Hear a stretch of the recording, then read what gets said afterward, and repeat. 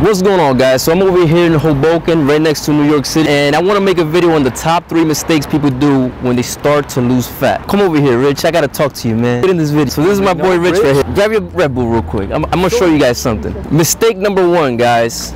My boy Rich right here, he loves Red Bulls. Can't live without it. And he lost a lot of weight. How heavy you used to be, yo? I used to be 260 pounds. 260 pounds. Right here, guys, 5 calories for a little Red Bull right here. That's Every a good choice. Counts.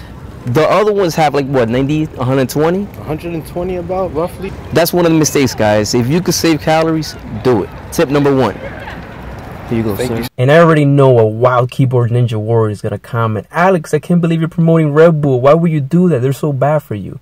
It was just an example, guys. Let's say if for some reason you like drinking 100% orange juice or any other juice in the matter, you could always switch that out for more fruits and you could still reach your macronutrients. I'll put the macros right there on the screen and still save on calories.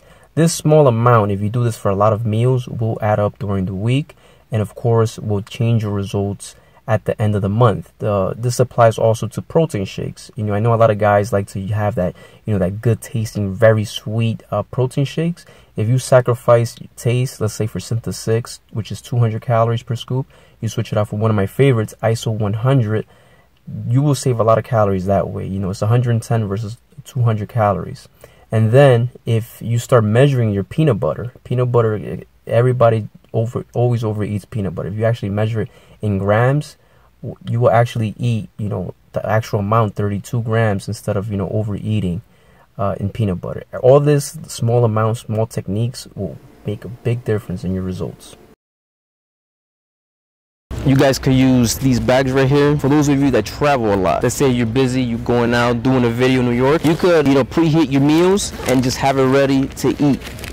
These bags keep it warm. It saves you money and it also saves you a lot of calories. That way you don't overeat if your goal is to, you know, get conditioned and lose some body fat. Definitely try that out. Right now I'm just gonna have my meal and watch the birds.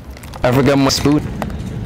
The biggest mistakes a lot of people do, guys, is of course they choose cardio over weight training. When you do that, when you choose cardio over weight training, you're eating away at the only muscle that you have. So, you know, doing things like, let's say, excessive running, where you're just jogging a lot and just jogging for hours, you will burn a lot of calories, a lot of body fat. But the only thing is, over time you will take over a lot of muscle with that. So you definitely want to incorporate some kind of weight training. Just a simple fact that weight training is what builds muscle and helps maintain muscle when you're cutting. So a lot of exercises where you're putting stress on that muscle is what's going to help you in the long run and help you do an official, you know, nice, beautiful cut. Especially if for those of you that are trying to look like a competitor, you got to train like a competitor. You won't see a lot of competitors, you know, doing excessive amount of cardio.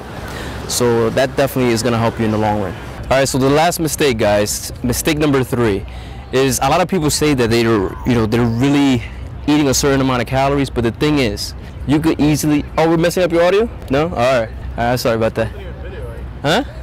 Just taking a picture. Oh, all right. The thing is, guys, when you're trying to seriously see results, you're trying to, you know, actually lose fat, you really have to watch your calories. You know, you could be in a diet easily, but you'll be overeating, but you won't know that. So you definitely, I recommend, if you want to see fast results, I recommend that you get a food scale. You know, I know it's a pain in the ass for most people, but if you're, you know, constantly losing months, losing weeks of hard work and you're not seeing anything, definitely get a food scale. Try weighting your food and logging it in with the app.